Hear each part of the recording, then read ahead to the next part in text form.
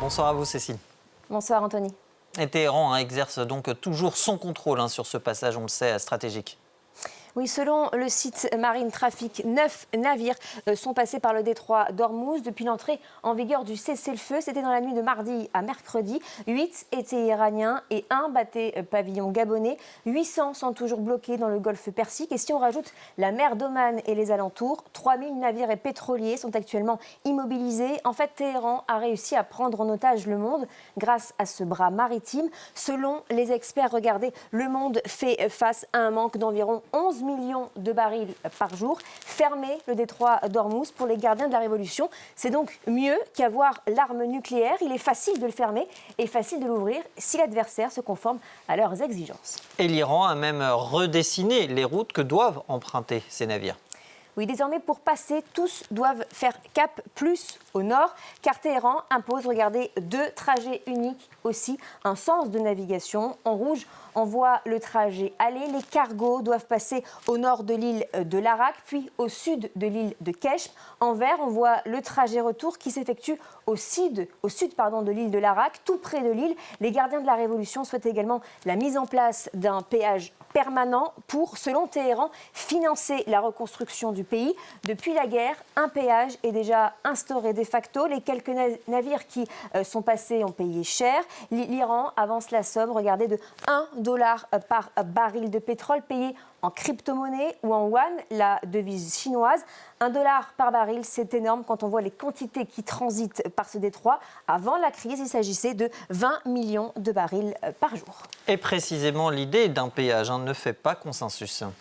Donald Trump, lui, se dit tenté par l'option et a évoqué l'hypothèse d'une société commune entre Téhéran et Washington pour gérer la navigation contre paiement. Sur son réseau social, il s'est réjoui, regardez, des profits considérables seront réalisés, a-t-il écrit. L'Iran pourra entamer sa reconstruction. Cela pourrait être l'âge d'or. On le voit donc juste ici du Moyen-Orient. De leur côté, les Européens sont contre. Pour Jean-Noël Barrot, le ministre français des Affaires étrangères, la liberté de navigation dans les eaux internationales est un bien commun de l'humanité qui ne doit être contrarié par aucune entrave et aucun droit de passage.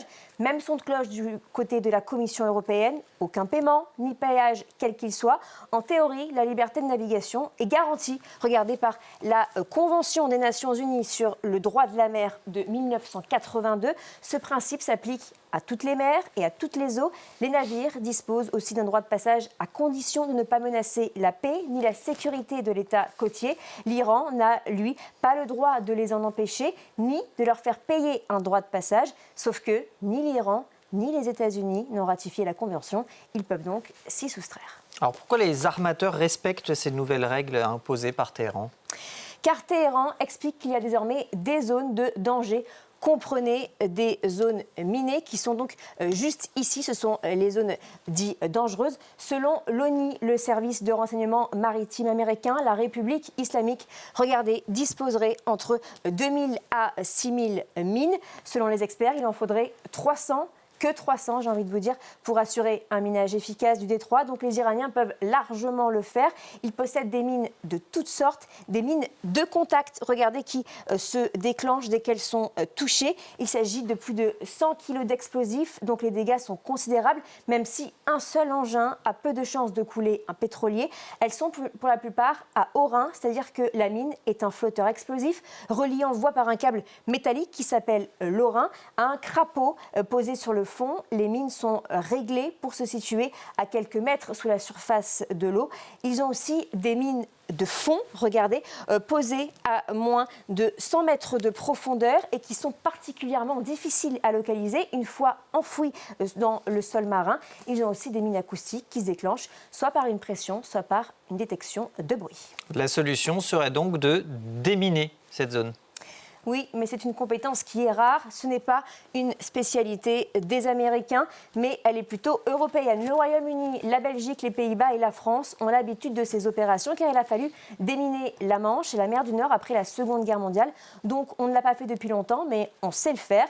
La France possède 10 chasseurs comme ces chasseurs que l'on voit ici de mines et des drones capables de plonger à 100 mètres. Elle est donc capable de détruire 5 mines par jour. Donc déminer une zone, c'est une opération longue, jusqu'à plusieurs semaines, également risquée car elle se fait sous la menace des batteries de missiles anti-navires côtiers et des vedettes rapides iraniennes.